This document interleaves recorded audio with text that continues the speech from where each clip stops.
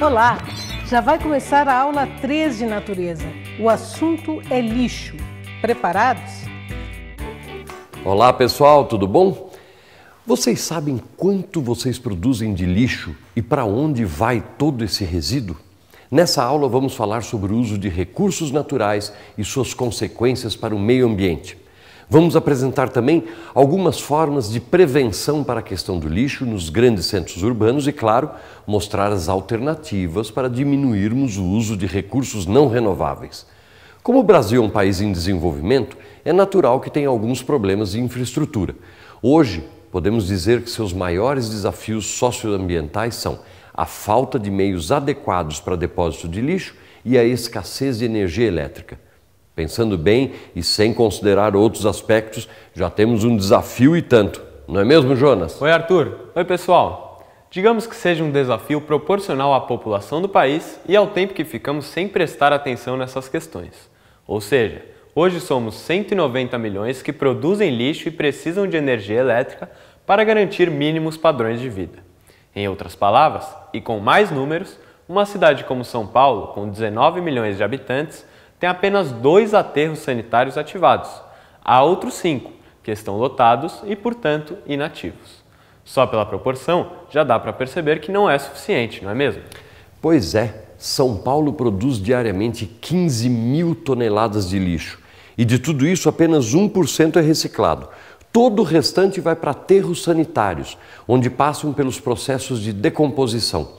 Esses processos fazem com que, mesmo desativados, os aterros sanitários produzam gás metano, também conhecido por biogás, e chorume, por cerca de 15 anos, devendo ser mantidos por muito tempo sob vigilância constante.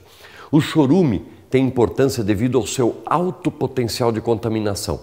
Não sendo tratado, ele pode atingir os recursos hídricos, e daí acontecem 2 possibilidades: contaminação de peixes e consequente desequilíbrio ecológico, ou contaminação de alimentos, caso essa água seja utilizada para irrigação agrícola. Essa questão do lixo me incomoda muito.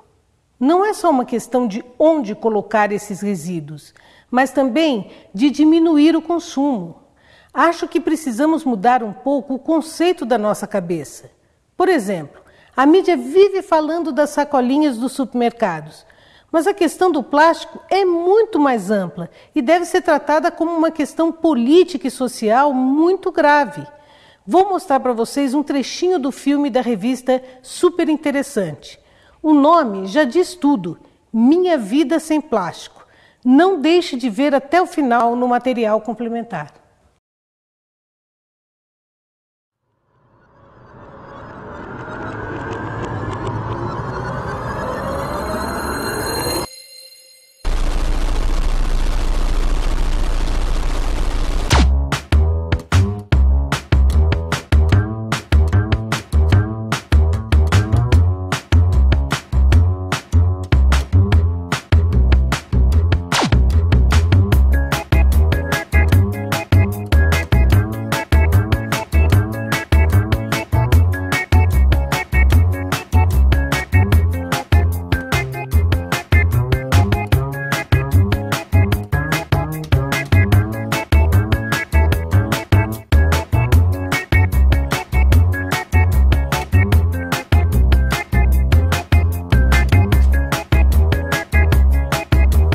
E Arita, sempre que falamos de meio ambiente e cidadania, não podemos nos esquecer que não vivemos sozinhos.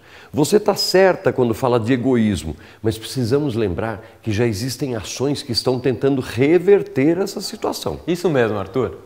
Algumas mudanças já foram aprovadas pelo governo e mostram atenção ao problema e o início de uma alteração. Por exemplo, desde 2000 é permitida a flexibilização energética para empresas. Isso quer dizer que existe a possibilidade de produção de energia elétrica a partir do lixo, o que é viabilizado pela associação entre empresas e prefeituras. Essa produção seria capaz de gerar a cada 200 toneladas diárias, dos 60% orgânicos do lixo domiciliar, energia suficiente para atender a 30 mil habitantes através da implantação de usinas termoelétricas. As vantagens para o setor industrial seriam muitas: ganhos econômicos com a geração de energia barata, um destino para resíduos não perigosos e uma alternativa permanente para o suprimento da demanda energética. Logo de cara dá para perceber que essa é uma proposta positiva. Para os municípios, haveria ganhos econômicos importantes relacionados à economia de dinheiro voltado para a operação de aterros sanitários, além de melhorias no tráfego urbano pela redução dos trajetos percorridos pelos caminhões de coleta.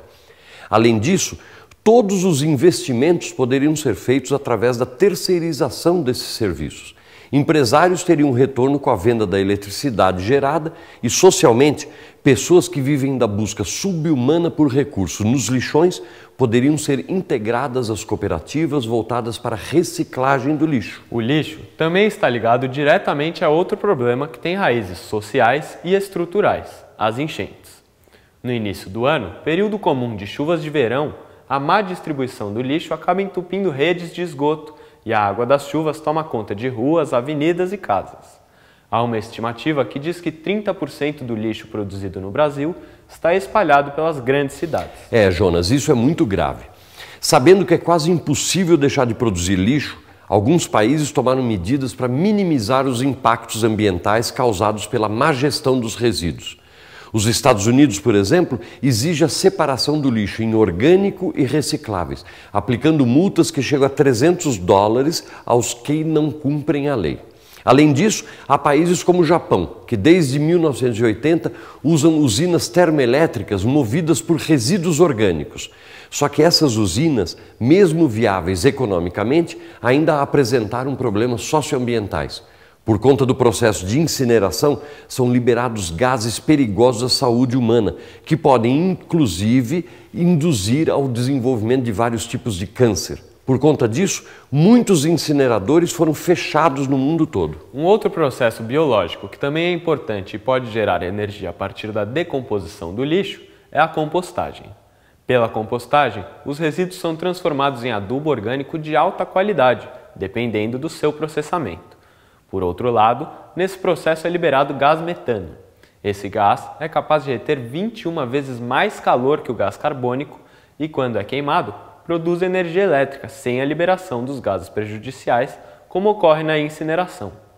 Por isso, gerido devidamente, aproveita melhor a matéria orgânica e evita prejuízos à saúde humana e ao meio ambiente. Entretanto, perdê-lo na atmosfera é mais impactante para o efeito estufa do que o CO2.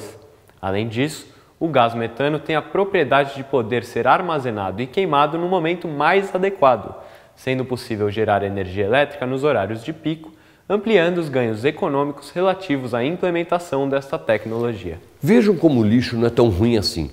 Com o lixo produzido no Brasil, seria possível a implementação de um parque elétrico que geraria uma potência de 1.080 megawatts, permitindo uma economia de cerca de R$1,5 bilhão ao ano, referente à geração de energia e à manutenção dos aterros sanitários. Além disso, apenas com a reciclagem do lixo seco, basicamente papéis e embalagens, seria possível uma economia de, no mínimo, R$5,8 bilhões. Desse total, cerca de 70% corresponde à economia de matéria-prima. Quanto à reciclagem de materiais, é imprescindível ter consciência de sua importância. Uma embalagem deixada em determinado ambiente, em condições naturais, será decomposta pela ação de micro-organismos, havendo para cada material um tempo estimado para sua total decomposição. Esse tempo pode variar de 3 meses a 10 mil anos, dependendo do material. Muitas vezes o lixo doméstico e industrial não passa por nenhum tipo de tratamento, sendo despejado diretamente nos rios. Para entender as consequências desse ato, vamos resolver um importante exercício. Um rio que é localmente degradado por dejetos orgânicos nele lançados pode passar por um processo de autodepuração. No entanto, a recuperação depende, entre outros fatores, da carga de dejetos recebida e da extensão e do volume do rio. Nesse processo, a distribuição das populações de organismos consumidores e decompositores varia conforme mostra o esquema. Com base nas informações fornecidas pelo esquema, são feitas as seguintes considerações sobre o processo de depuração do rio. 1. A vida aquática superior pode voltar a existir a partir de uma certa distância do ponto de lançamento dos dejetos. 2. Os organismos decompositores são os que sobrevivem onde a oferta de oxigênio é baixa ou inexistente e a matéria orgânica é abundante. 3. As comunidades biológicas, apesar da poluição, não se alteram ao longo do processo de recuperação.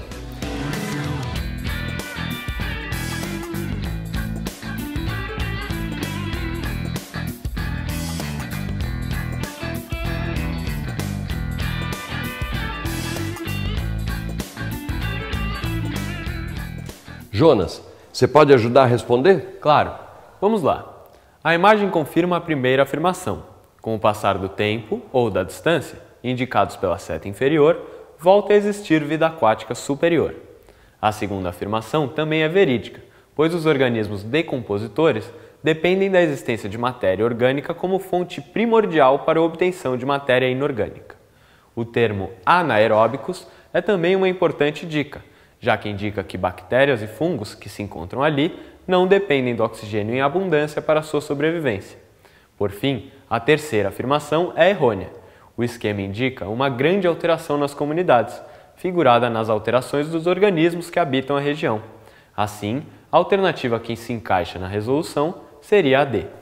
Bom, Jonas, para não ficarmos com a impressão de que só nós temos esse problema, é bom sabermos que a questão do lixo é mundial. A diferença é que alguns países já tomaram algumas medidas e outros não. Um exemplo de como esse assunto diz respeito a todos é a região entre o litoral do Havaí e o litoral da Califórnia. Ali há uma verdadeira ilha do lixo, que é apelidada de lixão do Pacífico. São toneladas de sujeira produzidas pelo homem e que se acumulam pela ação das correntes marítimas. Segundo estimativas, a sua área seria maior do que a soma de São Paulo, Rio de Janeiro, Minas Gerais e Goiás. Arthur. Tanto lixo assim no oceano só pode ter consequências graves.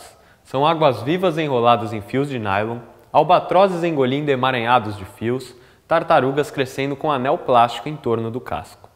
Todos em seus próprios habitats. Em análise com 670 peixes, 1.400 fragmentos de plástico foram encontrados. As origens são assustadoras. Um galão asiático, embalagem de shampoo dos Estados Unidos, sacolas plásticas de todo o mundo. A poluição também foi globalizada. Quem disse que esse lixo foi jogado no mar? É perfeitamente plausível, aliás, que uma garrafa PET deixada na rua tenha sido, pela ação das chuvas nos solos impermeabilizados, levada a rios ou córregos e, seguindo estes, tenha atingido o mar. Essas imagens são tristes, né? Pensar que esses animais se alimentam e morrem por causa do lixo que se acumula em suas casas. Arthur, selecionei um outro exercício para o pessoal perceber que esse assunto é bem amplo e pode ser abordado de diferentes formas em uma prova como o Enem.